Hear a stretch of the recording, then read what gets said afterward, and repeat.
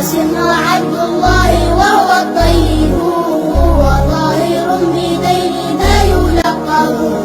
أتاه إبراهيم من سرية، فأمه مارية القبطية، وغير إبراهيم من خديجة، ستة فخذ بهم وليجة.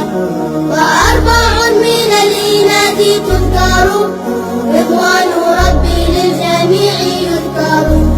فاطمة الزهراء بعلها علي، وابنهما الصبطان فضلهم جلي. فزينب وبعد